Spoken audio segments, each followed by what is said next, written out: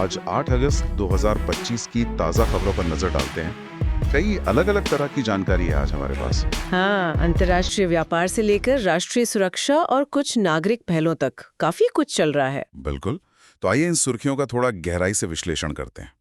शुरुआत करते हैं सबसे पहले अमेरिका और भारत के बीच जो व्यापार तनाव बढ़ रहा है उससे।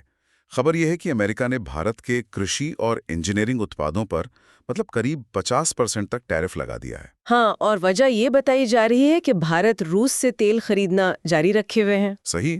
और प्रधानमंत्री की प्रतिक्रिया भी आई है। उन्होंने साफ कहा है कि किसानों और मछुआरों के हितों की रक्षा की जाएगी और एक तरह से जवाबी कार्रवाई का संकेत भी दिया है। तो क्या ये वाकई सिर्फ तेल का ही मामला लगता है या इसके पीछे कुछ और भी है? देखिए, ऊपरी तौर पर तो वजह रूसी तेल ही बताई जा रही है, हाँ। लेकिन मुझे लगता है ये शायद अमेरिका की जो बड़ी भू राजनीतिक रणनीति है उसका हिस्सा हो सकता है। अच्छा, मतलब अमेरिका शायद भारत जैसे जो सहयोगी देश हैं उन पर एक तरह का दबाव बना रहा है। रूस और चीन के मामले में शायद वो चाहता है कि भारत और स्पष्ट रुख अपनाए। हाँ, ये हो सकता है। और इस तरह के टैरिफ का असर देखिए सिर्फ उन खास सेक्टर पर नहीं पड़ता, इसका असर पूरी अर्थव्यवस्था पर, व्यापारिक रिश्तों पर पड़ सकता है। सही बात है। और भारत के लिए ये जो वैश्विक शक्तियों के बीच संतुलन साधने की चुनौती है वो और भी जटिल हो जाती है इससे। बिल्कुल।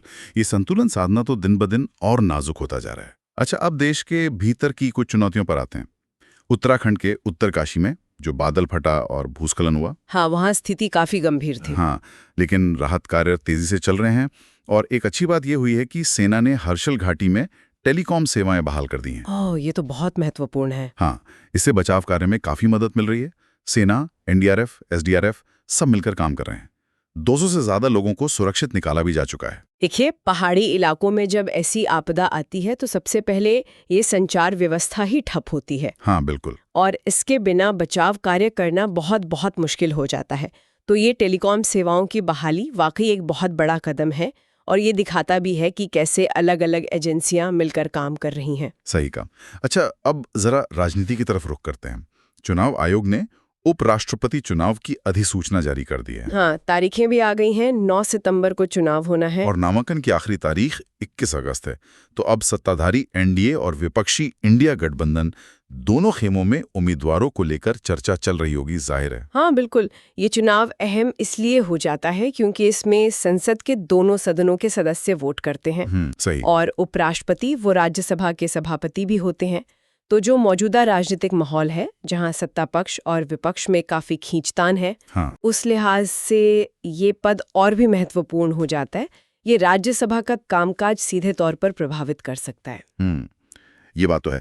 अच्छा, अब जम्मू कश्मीर से दो अलग अलग तरह की खबरें हैं। एक तो ये कि प्रशासन ने करीब 25 किताबों पर प्रतिबंध लगा दिया है। हाँ, मैंने भी पढ़ा है ये। कहा जा रहा है कि इन किताबों में आतंकवाद का समर्थन करने वाली या राष्ट्र विरोधी बातें थीं और कुछ में इतिहास को भी गलत तरीके से पेश किया गया था। और दूसरी तरफ एक दुखद खबर भी है। उधमपुर में भारी बारिश और फिसलन की वजह से सीआरपीएफ का एक वाहन खाई में गिर गया। ओह। हाँ, इसमें 3 जवान शहीद हो गए हैं और 15 घायल बताए जा रहे हैं। तो एक तरफ सुरक्षा की चुनौती, दूसरी तरफ अभिव्यक्ति से जुड़ा सवाल। हाँ, देखिए, जहां तक किताबों पर प्रतिबंध की बात है, सरकार का उद्देश्य तो यही बताया जा रहा है कि युवाओं को कट्टरपंथ या गलत जानकारी से बचाया जाए। लेकिन हाँ, ऐसे कदम हमेशा अभिव्यक्ति की स्वतंत्रता और सेंसरशिप के बीच की जो बहस है उसे जरूर छेड़ देते हैं। यहाँ भी एक संतुलन साधना बहुत जरूरी है। सही बात है। और जहां तक सीआरपीएफ जवानों के साथ हुए हादसे की बात है, वो हमें फिर से याद दिलाता है कि हमारे सुरक्षा बल कितनी मुश्किल और जानलेवा परिस्थितियों में काम करते हैं, खासकर खराब मौसम और ऐसे दुर्गम इलाकों में। बिल्कुल। अच्छा, राजनीतिक हलचल भी तेज है। कांग्रेस नेता राहुल गांधी ने विपक्षी इंडिया गठबंधन के बड़े नेताओं के साथ एक डिनर बैठक की है। हाँ, इसमें शरद पवार, अखिलेश यादव, ममता बनर्जी, महबूबा मुफ्ती ये सब शामिल थे। जी। और बताया जा रहा है कि चर्चा के मुख्य बिंदु थे अभी जो उपराष्ट्रपति चुनाव होने वाला है उसकी रणनीति, और वो जो एसआईआर विवाद चल रहा है वो भी एजेंडा में था। तो ये एक तरह से विपक्षी एकता को और मजबूत करने की कोशिश है। देखा जाए तो जिन मुद्दों पर बात हुई, आने वाले चुनाव, तात्कालिक चुनाव, इन सब पर एक साझा रणनीति बनाना विपक्ष के लिए बहुत जरूरी है। ताकि वो एकजुट दिखें। बिल्कुल, तभी वो सत्ता पक्ष को प्रभावी ढंग से चुनौती दे पाएंगे। अच्छा, और अंत में एक नागरिक पहल की भी खबर है। केंद्र सरकार ने माईगॉव पोर्टल पर नागरिक क्विज शुरू की है। अच्छा, ये किस बारे में है? इसका उद्देश्य है नागरिकों में, खासकर युवाओं में, हमारे राष्ट्रध्वज और संविधान के बारे में जागरूकता बढ़ाना और नागरिक जिम्मेदारी की भावना को मजबूत करना। ये एक अच्छी पहल लगती है।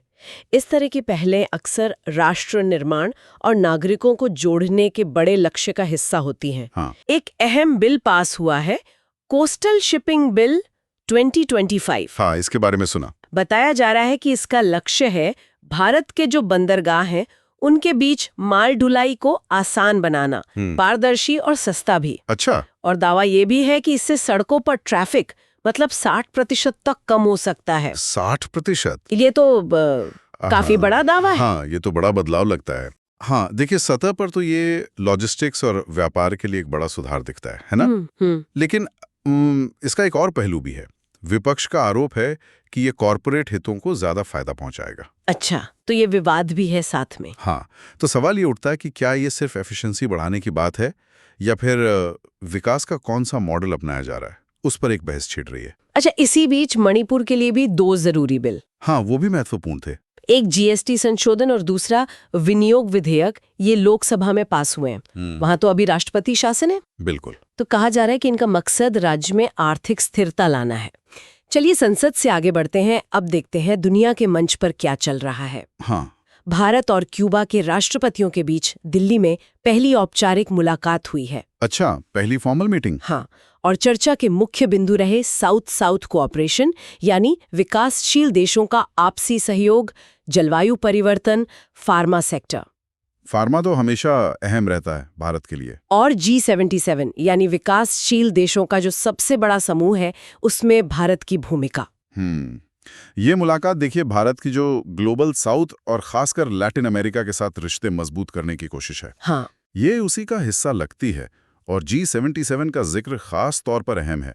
ये दिखाता है कि भारत कैसे विकासशील देशों के बीच अपनी लीडरशिप को देख रहा है और बढ़ाना चाहता है। सही। अब जरा आर्थिक मोर्चे पर आते हैं। FIEO, federation of Indian export organisations की रिपोर्ट आई है। अच्छा, एक्सपोर्ट के आंकड़े। हाँ, और इसके हिसाब से गुजरात एक बार फिर 9.83 लाख करोड़ रुपए के निर्यात के साथ देश में पहले नंबर पर है। गुजरात तो लगातार अच्छा कर रहा है इस मामले में। बिल्कुल। पेट्रोकेमिकल्स, हीरे, टेक्सटाइल, ये मुख्य चीजें हैं। लेकिन यहाँ एक और बात ध्यान खींचती है, उत्तर प्रदेश का प्रदर्शन। हाँ, उत्तर प्रदेश का कैसा रहा? 23% की जबरदस्त बढ़ोतरी। अरे वाह, 23%! ये तो बहुत प्रभावशाली है। हाँ, ये आंकड़े सिर्फ गुजरात की औद्योगिक ताकत ही नहीं दिखाते, बल्कि यूपी जैसे राज्यों की जो बढ़ती निर्यात क्षमता है, उसको भी सामने लाते हैं। मतलब एक रीजनल इकोनॉमिक कंपटीशन और डाइवर्सिफिकेशन, अर्थव्यवस्था का अलग अलग क्षेत्रों में फैलना, उसका संकेत है ये। बिल्कुल। अच्छा, अब थोड़ा रक्षा और समाज से जुड़ी खबरों पर नजर डालते हैं। ठीक है। भारतीय सेना को BML से, जो सरकारी रक्षा उपकरण कंपनी है, एक नया माइंडफील्ड मार्किंग इक्विपमेंट MK2 या MME मिला है। अच्छा, ये क्या करेगा? ये एक ऐसा उपकरण है जो माइंस बिछाते समय सेमी ऑटोमेटिक तरीके से उस इलाके को मार्क करने में मदद करेगा। तो ये तकनीक देखिए सिर्फ सैनिकों की सुरक्षा ही नहीं बढ़ाएगी, मेरा मतलब सुरक्षा तो है ही, हाँ, बल्कि जो युद्ध के मैदान में प्लानिंग होती है, ऑपरेशन होते हैं, उनकी रफ्तार भी तेज करेगी। ये मॉडर्न मिलिट्री टेक्नोलॉजी का एक उदाहरण है। मतलब संचालन को और स्मार्ट और सटीक बनाने की तरफ एक कदम। सही है। अब समाज से जुड़ी एक पहल उत्तर प्रदेश से। बताइए। वहां सरकार ने रक्षाबंधन पर महिलाओं और उनके साथ जो बच्चे यात्रा कर रहे हैं, उनके लिए 3 दिन सरकारी बसों में मुफ्त यात्रा की घोषणा की है। त्योहार के माहौल में ये महिला सशक्तिकरण और जो सोशल कनेक्शन है, उसको भी कहीं ना कहीं बढ़ावा देता है। हाँ, ये बात भी है। और इतिहास से जुड़ते हुए भारत में हरित क्रांति के जनक डॉक्टर MS स्वामीनाथन, एक महान व्यक्ति, उन पर एक नई जीवनी आई है, the man who fed India. इसका विमोचन हुआ है। स्वामीनाथन जैसे लोगों को याद करना बहुत जरूरी है, खासकर आज जब हम खाद्य सुरक्षा, कृषि सुधारों की नई चुनौतियों का सामना कर रहे हैं। बिल्कुल। उनकी कहानी हमें याद दिलाती है कि फूड सिक्योरिटी सिर्फ उत्पादन बढ़ाने का मामला नहीं है, बल्कि ये पॉलिसी, साइंस और सोशल जस्टिस का एक जटिल मिश्रण है। ये सबक आज भी उतना ही जरूरी है। सही कहा। तो आज हमने देखा कि कैसे राष्ट्रीय नीतियां, अंतर्राष्ट्रीय संबंध, राज्यों की अपनी पहले, अर्थव्यवस्था के रुझान, टेक्नोलॉजी का विकास और मौसम भी। हाँ, और मौसम भी, ये सब एक दूसरे से जुड़े हुए हैं। और ये सोचने पे मजबूर करता है कि क्या इन सभी अलग-अलग क्षेत्रों पॉलिसी, इकोनॉमी, डिफेंस, सोसाइटी, पर्यावरण के बीच एक सही तालमेल है? ये सब मिलकर देश की दिशा और हम सब का जो अनुभव है उसे कैसे बना रहे हैं, इस पर विचार करना जरूरी है। क्या हम इन अलग-अलग धागों को जोड़कर एक सुसंगत तस्वीर बना पा रहे हैं? ये सवाल है।